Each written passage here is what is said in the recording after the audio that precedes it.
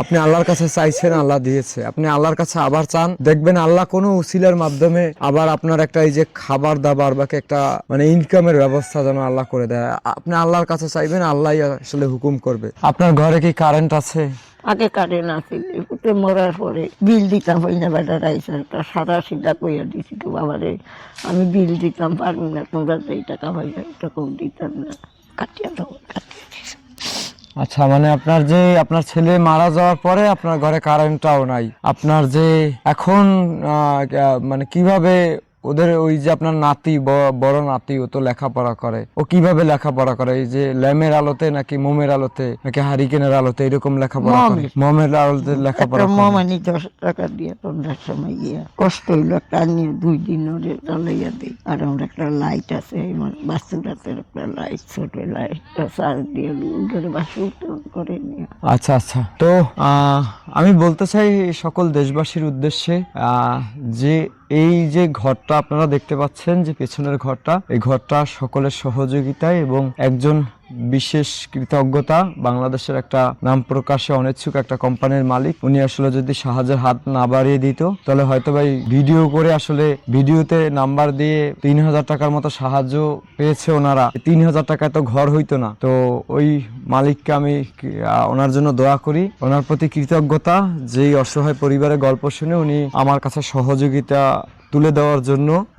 তো ওনার আসলে বর্তমান যে মানে ইনকাম করার মতো কেউ নাই, বাকি কেউ বাজার করার মতো কেউ নাই, বাকি কেউ একটা ওনার বাচ্চা একটা অসুস্থ হইলে, নাতি একটা অসুস্থ হইলে, বাকি ওনার বউ, ছেলের বউ অসুস্থ হইলে আসলে মানে কেউ ওষুধ কিনে দেওয়ার মতো নাই, মানে দূর অবস্থা ওনাদের। তো ওনাদের ঘরে বর্তমানে বিদ্যুৎও নাই। তো এই যে বিদ্যুৎটা আনার জন্য যদি এলাকার যারা আছেন, আমি আসলে অনেক দূর থেকে আসছি, আপনারা এলাকার যারা আছেন আপনারা যদি একটা উদ্যোগ নিয়ে যদি বিদ্যুতের ব্যবস্থাটা ওনাকে করে দিতে পারেন, সেটা আমি অনুরোধ করব সকলের কাছে। আমি তো ঘরটা করে দিয়েছি, বাকি একজন ব্যক্তি প্রায় ঘরটার জন্য টাকা দিয়েছে আর 3000 টাকার মতো বিকাশ নগর থেকে সাহায্য পেয়েছে। তো এই 3000 টাকা আসলে আমি ওনার জন্যই আলাদাভাবে বরাদ্দ রাখি। আপনারা যদি আরো কিছু ওনাকে সহযোগিতা করতেন তাহলে হয়তোবা ওনার একটা খাটের ব্যবস্থা হইতে পারতো, বাকি ওনার ঘরের বিদ্যুতের ব্যবস্থা হইতে পারতো, বাকি ওনার জন্য কয়টা হাঁস মুরগির ব্যবস্থা হইতে পারতো। কারণ উনি তো এখন মানুষের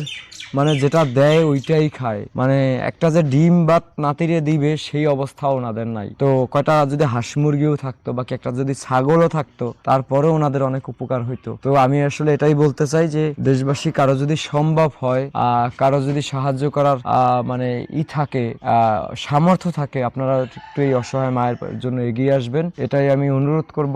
আর এটাই আপনাদের কাছে আমার চাওয়ার। আমি পরবর্তীতে আরেকবার আসার চেষ্টা করব ওনার বাড়িতে। এর আগে একবার আসছি, আইসা আপনার ভাঙা ঘর দেখা গেছি। এরপরে আমি আমার বন্ধু বান্ধবরে কাজে লাগাই দিয়ে গেলাম, আপনার এলাকার সন্তানদেরও কাজে লাগাই দিয়ে গেলাম।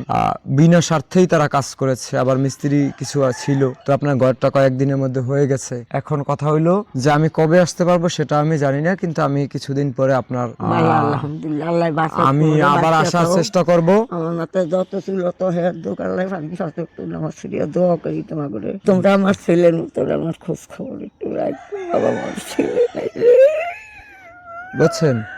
আপনার ছেলে নাই তো আপনার তো ছেলে মেয়েরাই আপনার ঘরটা তৈরি করে দিছে। আপনি আল্লাহর কাছে চাইছেন, আল্লাহ দিয়েছে। আপনি আল্লাহর কাছে আবার চান, দেখবেন আল্লাহ কোনো উসিলার মাধ্যমে আবার আপনার একটা এই যে খাবার দাবার বা একটা মানে ইনকামের ব্যবস্থা যেন আল্লাহ করে দেয়। আপনি আল্লাহর কাছে চাইবেন, আল্লাহ আসলে হুকুম করবে যেন আবার আসতে পারি আপনার বাড়িতে। আল্লাহর কাছে সেই দোয়া করবেন, যারা সাহায্য করেছে সেই দোয়া করবেন।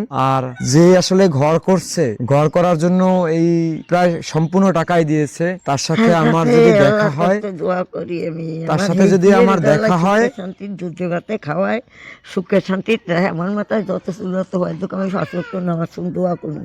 হে আমার জি, হ্যাঁ আমি চোখে দেয়নি, হেও আমারে দেয়নি।